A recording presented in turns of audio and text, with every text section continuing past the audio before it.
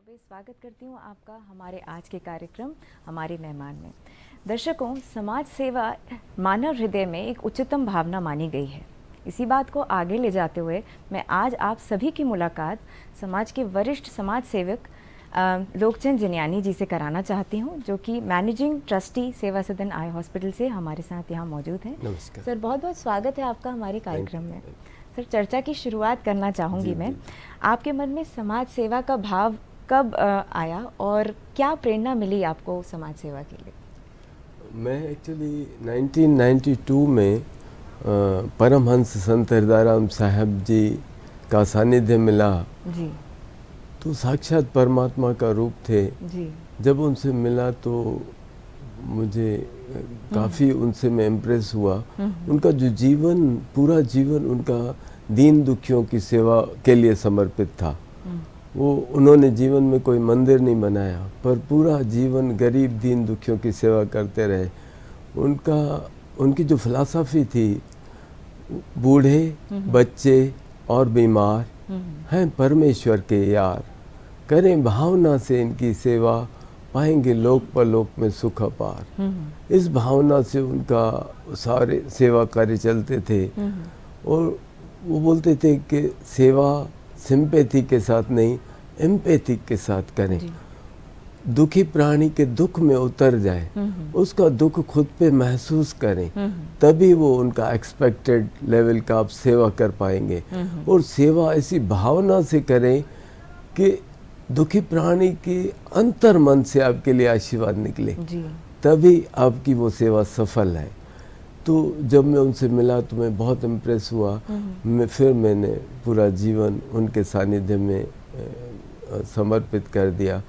और फिर उन्होंने जो जो मुझे सेवा कार्य सौंपे, मैं भावना से, श्रद्धा से, एक पवित्र उद्देश्य, निष्काम भाव से मैं जुड़ा और सेवा से जुड़ता चला गया। सर, मैं पूछना चाहूँगी कि आप किन किन संस्थाओं से जुड़े हैं और किन किन कार्यों में आप अपनी सेवाएं दे रहे हैं? जी, अभी मैं सेवा सदन आई हॉस्पिटल का मैनेजिंग ट्रस्टी हूँ। जी। और सेवा सदन आई हॉस्पिटल स्वामी जी ने भोपाल गैस ट्रेजेडी के टाइम पे स्वामी जी ने खोला था, क्योंकि उस समय आँखों में काफ़ी लोगों को दिक्कत थी। तो उस समय कोई अच्छे हॉस्पिटल्स ज़्यादा नहीं थे भोपाल में। तो स्वामी जी ने एक बैरागढ़ में, जिसका अभी नाम गवर्नमेंट ने संत हृदयराम नगर रखा है, तो वहाँ पे एक रेसिडेंशियल एरिया में एक छोटा सा मकान लेके उन्होंने स्वामी जी ने शुरू किया। और सिद्ध भाव जी जो अभी उनके कार्य देख रहे हैं, वो स्वामी जी के साथ मिलके उन्होंने उस हॉस्पिटल का निर्माण किया। और 87 में हॉस्पिटल ने काम करना शुरू किया। तो स्वामी जी का फोकस यही था कि गरीब दीन दुखियों को इतनी सेवा मिले, कोई भी दुख, मतलब कोई भी गरीब दीन दुखी उपचार से वंचित न हो पाए। तो ये पूरी व्यवस्था की। तो आज 87 से अभी तक यहाँ जो हॉस्पिटल चल रही है, इसके साथ 39 विजन सेंटर्स पूरे मध्य प्रदेश में काम कर रहे हैं, जहाँ पर ग्रामीणों को अपने घर पे ही सारा उपचार मिल जाता है। मतलब उनको सर्जरी के लिए सिर्फ सेवा सदन आना पड़ता है, बाकी सारी सुविधाएं उनको वहाँ मिलती है। और जो गरीब लोग हैं, जो समर्थ नहीं है, उनके लिए टोटली फ्री सेवा होती है। उनको घरों से लाना, 3 दिन उनकी सेवा करना, उनका ऑपरेशन करना, उनका भोजन, उनके रहने की व्यवस्था टोटली निःशुल्क होती है। भावना के साथ हमारे सेवादारी सेवा करते हैं। और वो 3 दिन बाद इवन घर के लिए दवाइयाँ भी हम लोग देते हैं, और वो फिर उनको घर पे छोड़ के आते हैं। फिर 1 हफ्ते बाद और 1 महीने बाद वहीं उसी सेंटर पे उनका फॉलोअप हो जाता है। सर, आपने इतना बड़ा और इतना अच्छा कार्य शुरू किया, क्या क्या कठिनाई आई हैं, क्या क्या चैलेंजेस आपने फेस किए इस दौरान, वो आप हमारे दर्शकों के साथ ज़रा साझा करें। जी जी, एक्चुअली क्या हुआ कि परमहंस संत हृदयराम जी का परमात्मा में इतना विश्वास होता था कि वो बोलते थे कि ये प्रभु के कार्य है। हाँ। तो बोलते थे प्रभु को आना पड़ेगा कार्य को पूरा करने के लिए, और परमात्मा हमेशा आए। बिल्कुल। कभी, क्योंकि संत जी को गुरु जी की शिक्षाएं थी कि पैसा इकट्ठा नहीं करना है, तो कभी वो पैसा उन्होंने इकट्ठा नहीं किया, तो पैसा होता ही नहीं था, और करोड़ों के सेवा कार्य चलते थे। बिल्कुल। तो कभी कोई कार्य रुकते हमने देखे नहीं। बिल्कुल, ये बहुत ही ये बोलने की बात है कि मतलब भगवान के कार्य में आप भगवान ही उनके हमारी सपोर्ट करते हैं। आपके क्या क्या चैलेंजेस के साथ साथ मैं ये भी जानना चाहूँगी और दर्शक भी हमारे जानना चाहेंगे कि जब हम समाज सेवा का कोई भी कार्य करते हैं तो हमारे एक सत्कर्म की भावना तो होनी ही चाहिए, साथ ही साथ एक सबसे बड़ी चीज़ जो आ जाती है वो है फंड रेजिंग की। जी। कि किस तरह फंड लाया जाए। कोई भी अच्छा कार्य करने के लिए दर्शकों हमें फंड्स की भी ज़रूरत पड़ती है। तो कैसे आपने इस कार्य को शुरू किया? और आपने बताया कि बहुत छोटे से मिनिमल स्तर से आपने शुरुआत करी, तो वो हमारे दर्शकों के साथ साथ। वास्तव में स्वामी जी जीवन भर अपनी भक्ति तपस्या में रहे जी। फिर स्वामी जी ने 72 में सेवा कार्य शुरू किए, तब उनकी एज 66 ईयर्स थी, तब उन्होंने सेवा कार्य शुरू किए, क्योंकि एक संत लीला शाह जी थे, तो उनसे प्रेरणा पाकर तब तक वो भक्ति तपस्या में ही रहते थे।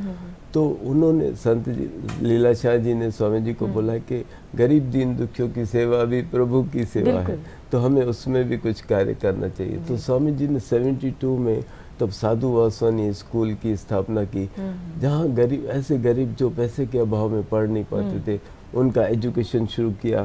फिर स्वामी जी ने 78 में गरीब बच्चों को अडॉप्ट करना शुरू किया, जिनके पिता नहीं थे या घर में कोई इनकम सोर्स नहीं था, तो ऐसे बच्चों को अडॉप्ट करके उनको उनकी पढ़ाई लिखाई, किताब कापियाँ, यूनिफॉर्म, उनको हमारे सेंटर में कोचिंग भी देना। और उनके लिए वोकेशनल ट्रेनिंग सेंटर भी बनाया। आज ऐसे करीब 15,000 बच्चे जिनको पहली क्लास से अडॉप्ट किया था, आज डॉक्टर बन गए हैं, इंजीनियर बन गए हैं। मैं यही आगे आपसे पूछना चाह रही थी कि आई हॉस्पिटल को हम जानते हैं, मगर और कौन कौन से कार्य हम कर रहे हैं समाज के लिए? जी। आई हॉस्पिटल में हम लोग जैसे फ्री आई कैंप्स के साथ में बहुत सारी सुविधाएं, जैसे आई में बहुत सारी बीमारियां होती है आई की, जैसे कार्निया की तकलीफ़ें, रेटिना की तकलीफ़ें, ग्लूकोमा की तकलीफ़ें, पीडियाट्रिक बच्चों को जो तकलीफ़ें होती है, आक्यूलोप्लास्टी की तकलीफ़ होती है, तो ये हर तरह का उपचार सेवा सदन उपलब्ध है। साथ में आरओपी की सुविधा उपलब्ध है, जो मध्य प्रदेश में बहुत कम ऐसे हॉस्पिटल है जहाँ पे आरओपी की सुविधा है। आरओपी में क्या होता है कि जो बच्चे प्रीमेच्योर पैदा होते हैं, तो 1 महीने के अंदर उनकी जांच हो जाना चाहिए। अगर उनको आंखों में कोई तकलीफ है तो उसका उपचार तुरंत 1 महीने में हो जाना चाहिए, तो उनकी आंखें बच जाती हैं, नहीं तो वो बेचारे ब्लाइंड हो जाते हैं और फिर कभी जीवन में देख नहीं पाते हैं।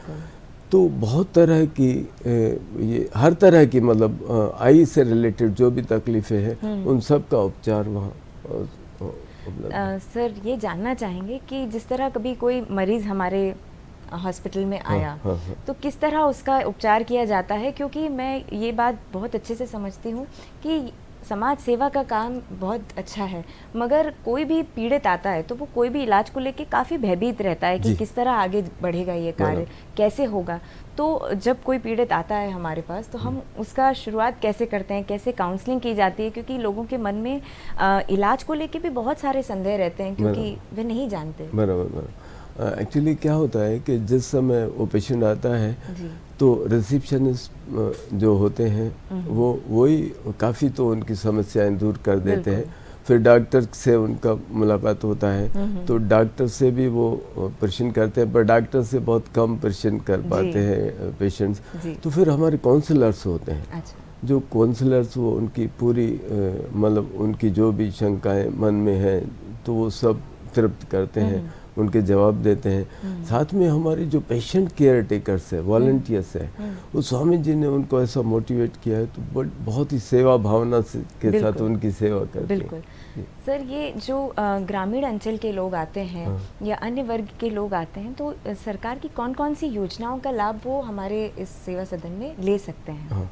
एक्चुअली सरकार की जो भी जैसे आयुष्मान योजना है, आयुष्मान में जितनी भी बीमारियां कवर होती हैं सारी उसमें उनको इलाज मिल जाता है और निःशुल्क मिलता है, 1 पैसा भी उनको खर्च नहीं करना पड़ता। साथ में जो बीमारियां आयुष्मान में कवर नहीं होती है, ऐसे रोगी जो गरीब है पर आयुष्मान में कवर नहीं हो रहे हैं, क्योंकि मध्य प्रदेश में लगभग आधी आंखों की ऐसी बीमारियां हैं जो आयुष्मान में कवर नहीं है। तो हमारे हॉस्पिटल में किसी गरीब को लौटाया ही नहीं जाता। मतलब जो गरीब है उसको हम आई कैम्प में लेके सर्जरी कर देते हैं, और जो समर्थ है उनको कास्ट टू कास्ट चार्ज करते हैं, क्योंकि हम सब सेवादारी है, अपनी फ्री सेवाएं देते हैं, डॉक्टर्स की सैलरी फिक्स है, तो बहुत अच्छी सेवा भाव से वो सेवा होती है। गरीबों को निःशुल्क होता है, जो समर्थ है उनको cost to cost treatment available होता है, और वो भी भावना के साथ एक क्वालिटी ट्रीटमेंट मिलता है। आपकी